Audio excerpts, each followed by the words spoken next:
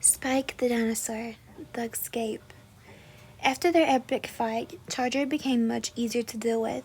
He started being nicer to his brothers and sisters, and Spike and Charger became very good friends. The two brothers were inseparable. They ate together and raced around the nest. The one thing that they wanted to do the most was the one thing that they couldn't do. The boys were not allowed to leave the nest and head into the wilderness.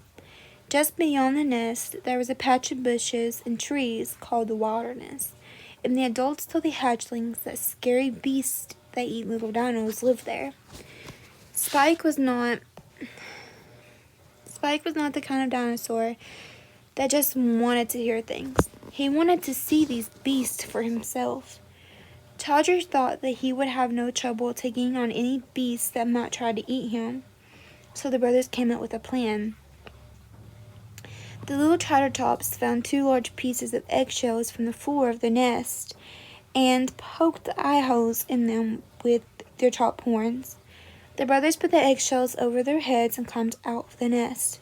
They moved slowly towards the trees. Adult Triceratops had very poor eyesight, and every time one of them looked toward the boys, Spike and Charger would stop moving. It was just after hatching season, and eggshells were everywhere, so the adults didn't pay much attention to these new eggshells. Spike and Charger stepped slowly and slightly toward the wilderness. When Aunt Zelda moved towards them, the boys froze. Their aunt walked right by. The same thing happened with their mother and their Uncle Mort. Everyone was fooled by their disguises.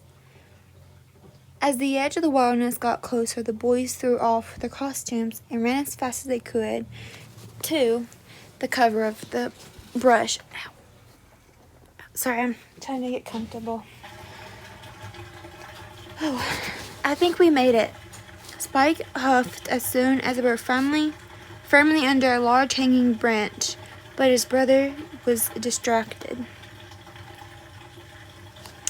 Spike turned to see the beautiful forest canopy that had caught Charger's attention. There were so many leaves and so many different types of plants. The little dinosaurs had spent so much time just looking at their brown dirt walls that it was hard to believe a place like this existed.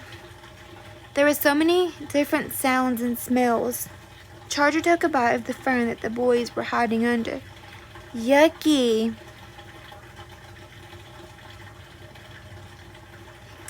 These are awful and really chewy, Charger complained. That's because Mom always chews them up for us. Spike reminded his older brother. Spike took a step forward and Charger followed as the brothers ventured out into this brand new place. They were starting to get nervous. It was easy to be brave from the safety of the nest. Spike could hear all 4 of his knees knocking as he tried to stay calm. The Triceratops both jumped and spun in the air as the leaves to the left of them began to rustle.